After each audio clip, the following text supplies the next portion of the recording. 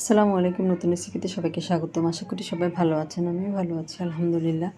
দেশ ও দেশের বাইরে যে যেখান থেকে আমার এই ভিডিওটা দেখতে শুরু করেছেন, আশা করছি আজকের রেসিপিটা আপনাদের কাছে অনেক বেশি ভালো লাগবে। আর অবশ্যই একটা লাইক দিয়ে পুরো রেসিপিটা জুড়ে আমার সাথেই থাকবেন, তাহলে আমি রান্না করার পরে যেমন মজা হয়েছিল আপনাদের রান্নাটাও ঠিক তেমন হবে। আর এখানে আমি আজকে কলমি শাক দিয়ে একটা রেসিপি তৈরি করে দেখাবো। আমি 1 আঁটি পরিমাণ কলমি শাক নিয়েছি, আপনারা আপনাদের প্রয়োজন মতো নিয়ে নেবেন। আমি অফ ক্যামেরায় এই শাকটাকে কেটে ধুয়ে পরিষ্কার করে নিব। চলে এসেছি চুলায় একটা প্যান বসিয়ে দিয়েছি। প্যানটা গরম হয়ে গেলে আমি এর মধ্যে দিয়ে দিব সয়াবিন তেল। আর তেলের পরিমাণটা আমি এখানে কমই দিয়েছি, আপনারা চাইলে আর একটু বেশিও দিতে পারেন। আর আমি একটু কম তেলে রান্না করব। এখানে আমি প্রায় 3 টেবিল চামচের মতো সয়াবিন তেল দিয়ে দিলাম। আপনারা চাইলে এটা কিন্তু সরিষার তেলেও রান্না করতে পারবেন, কোনো অসুবিধা নেই। আর এখানে আমি রসুন কুচি দিয়ে দিলাম। এটা দেশি রসুন, 2টা দেশি রসুন আমি কুচি করে নিয়েছি। আর অবশ্যই রসুন কুচিটা দেওয়ার চেষ্টা করবেন, এতে করে খুব সুন্দর একটা ফ্লেভার আসবে রসুনের, খেতে অনেক বেশি ভালো লাগবে। আর রসুন বাটা থেকে রসুন কুচিটা কিন্তু অনেক ভালো ফ্লেভার ছড়ায় যে কোনো তরকারিতে। আর এরপর আমি বড় সাইজের একটা পেঁয়াজ কুচি করে নিয়েছি, রসুনের সাথে ওটাও দিয়ে দিলাম। দিয়ে পেঁয়াজ রসুনটাকে একটু ভেজে নেব, খুব সুন্দর একটা ফ্লেভার বের হওয়া পর্যন্ত, আর পেঁয়াজের কাঁচা গন্ধটা চলে যাওয়া পর্যন্ত একটু ভেজে নেব রসুন এবং পেঁয়াজটাকে। এটা আমার খুব সুন্দর করে ভাজা হয়ে গিয়েছে, এর থেকে বেশি ভাজার দরকার নেই। আর এ পর্যায়ে আমি দিয়ে দিব আদা এবং রসুন বাটা। 1.5 চা চামচ পরিমাণ আদা রসুন বাটা দিয়েছি। আর এই রান্নার মধ্যে কিন্তু মশলার পরিমাণটা একেবারে কম দিতে হবে, আর কম মশলাতেই কিন্তু এই রান্নাটা হবে। আর যে কোনো সবজি কিন্তু কম মশলাতেই খেতে বেশি ভালো লাগে। আদা রসুনটা আমি একটু ভেজে নেব 30-40 সেকেন্ডের মতো। আর এ পর্যায়ে আমি দিয়ে দিব হলুদের গুঁড়া 1/2 চা চামচ। ঝালের জন্য দিয়ে দিব মরিচের গুঁড়ো। ঝালটা আপনাদের পছন্দ অনুযায়ী আমি এখানে 1.5 চা চামচের মতো দিয়েছি, আপনারা চাইলে একটু বেশিও দিতে পারেন। ঝাল হলেও এই রেসিপিটা খেতে ভালো লাগবে। আর এখানে আমি মিডিয়াম সাইজ 2টা আলু এরকম ছোট ছোট কিউব করে কেটে নিয়েছি, ধুয়ে নিয়েছি। আলুটাকে দিয়ে দিলাম। আলু দিয়ে মশলার সাথে খুব ভালো মতো মিশিয়ে নিব।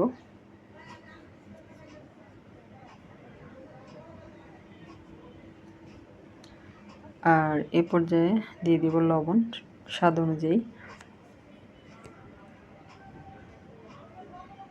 মিশিয়ে নিব। আর এখন দিয়ে দিব মাছের ডিম। আর এটা হচ্ছে রুই মাছের ডিম। আমি এটাকে খুব ভালো মতো ধুয়ে এটার মধ্যে যে একটা আবরণ থাকে ওটা আমি তুলে এরকম করে নিয়েছি। আর এটা আমি একটু ভেঙে দিব আলুর সাথে, যাতে করে খুব সুন্দর মতো এটা ভেঙে যেতে পারে এই জন্য। আর চুলার আঁচটা কিন্তু এই মুহূর্তে মিডিয়াম লো করে রেখেছি, যাতে তল নিচে লেগে না যায়। আর এই পর্যায়ে আমি এখানে দিয়ে দিব টমেটো পেস্ট। আর আপনাদের বাসায় যদি আস্ত টমেটো থাকে সেক্ষেত্রে দিতে পারেন, আর যদি না থাকে না দিলেও হবে, যেহেতু এখন টমেটোর সিজন না, এই জন্য না থাকলে না দিলেও হবে। টমেটো পেস্টটাকে আমি মিশিয়ে নিব খুব ভালো মতো মাছের ডিম এবং আলুর সাথে। আর এ পর্যায়ে আমি একটু পানি দিয়ে দিব। 1/2 কাপের মতো হবে পানি দিয়েছি। পানি দিয়ে মাছের ডিম এবং আলুটাকে খুব ভালো মতো পানির সাথে মিশিয়ে নিয়েছি। আর এই পর্যায়ে ঢাকনা দিয়ে ঢেকে এটা আমি মিডিয়াম আছে প্রায় 4 থেকে 5 মিনিটের মতো রান্না করে নিব। এর মধ্যে কিন্তু ডিমটা খুব সুন্দর মতো সেট হয়ে যাবে। অফ ক্যামেরায় আমি আরও একবার এখানে নেড়ে দিয়েছিলাম। 5 মিনিট পরে আমি ফিরে আসলাম। এই যে ডিমটা কিন্তু খুব সুন্দরভাবে একেবারে মেল্ট হয়ে গিয়েছে, আলুর সাথে মিশে গিয়েছে, আপনারা দেখে বুঝতে পারছেন। খুব সুন্দর মতো মিশে গিয়েছে ডিমটা। আর এভাবে কিন্তু মাছের ডিমটা রান্না করলে খেতে অনেক বেশি ভালো লাগে। আর এ পর্যায়ে আমি আলুটা কিন্তু ডিমের সাথে খুব সুন্দর মতো কষানো হয়ে গিয়েছে, ঝোলটাও টেনে গিয়েছে, আপনাদেরকে দেখিয়ে দিলাম। আর এই পর্যায়ে আমি শাকটা নিয়ে নিব। আমার বাসায় কিন্তু এই মুহূর্তে ইলেকট্রিসিটিটা চলে গিয়েছে, এই জন্য আলোটা একটু কমে গিয়েছে। আপনারা ক্ষমা সুন্দর দৃষ্টিতে দেখবেন জিনিসটাকে।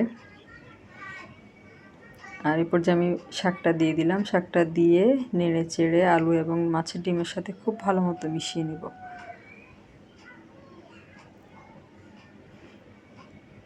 আর ঢাকনা দিয়ে ঢেকে দিব। ঢেকে দিয়েছি। আর 2 মিনিটের মতো মিডিয়াম আঁচে আমি এটা রান্না করেছি। এই যে শাকটা কিন্তু খুব সুন্দরভাবে কমে গিয়েছে, অর্থাৎ অনেকটাই সিদ্ধ হয়ে এসেছে। আর এই পর্যায়ে আমি একটু গরম পানি দিয়ে দিব, এই 1.5 কাপের মতো হবে। আর এই পানিতে কিন্তু শাকটা পুরোপুরি সিদ্ধ হয়ে যাবে। আর এভাবে বিশ্বাস করুন, এভাবে একবার মাছের ডিম দিয়ে আলু দিয়ে কলমি শাকটা রান্না করে খেয়ে দেখতে পারেন, খুবই মজা লাগে। আর ভাতের সাথে আর অন্য কিছু লাগবে না।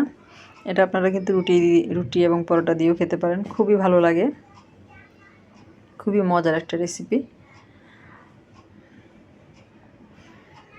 মিশিয়ে নিলাম পানির সাথে। আর এই পর্যায়ে আরেকটা উপকরণ দিয়ে দিব। এটা যদি আপনাদের বাসায় না থাকে সেক্ষেত্রে না দিলেও হবে। রাঁধুনি স্বাদ মিশালি মশলা, যে কোনো সবজির মধ্যে কিন্তু এটা 1 চামচ বা 1.5 চামচ দিলেই কিন্তু সবজির টেস্টটা অন্যরকম হয়ে যায়, খেতে অনেক বেশি ভালো লাগে। যারা সবজি খেতে চায় না তারাও কিন্তু চেটেপুটে খাবে সবজিটা, খুবই ভালো লাগে। আর এখান থেকে আমি 1.5 চা চামচের মতো দিয়ে দিয়েছি। যদি না থাকে বাসায় সেক্ষেত্রে না দিলেও হবে। এমনিতেও এই রেসিপিটা ভালো লাগবে, যেহেতু মাছের ডিম এবং আলু দিয়ে শাকটা রান্না করা হয়েছে, খুবই ভালো লাগবে। মশলাটা আমি খুব ভালো মতো মিশিয়ে নিয়েছি।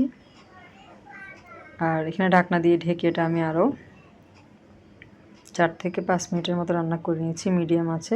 এই যে রান্নাটা কিন্তু আমার হয়ে গিয়েছে। 5 মিনিট পরে ঢাকনাটা তুলে আপনাদেরকে দেখাচ্ছি। আর এটার ঝোলটা কিন্তু এরকমই মাখা মাখা থাকবে। আর এটা কিন্তু এভাবেই রান্না করা হয়, আর এভাবেই খেতে ভালো লাগবে। হয়ে গিয়েছে, সব কিছু সিদ্ধ হয়ে গিয়েছে। আর খুবই মজার একটা রেসিপি, অবশ্যই বাসায় এভাবে একবার ট্রাই করে দেখতে পারেন, খুবই মজার। আমি বারবার বলছি, খেয়েই বলছি যে অনেক মজার একটা রেসিপি, অবশ্যই বাসায় ট্রাই করবেন একবার। আর রেসিপিটা আপনাদের কাছে কেমন লাগলো অবশ্যই কমেন্ট করবেন। নতুন বন্ধু যারা আছেন তারা অবশ্যই কমিউনিটিতে পোস্ট রেখে যাবেন। আল্লাহ হাফেজ।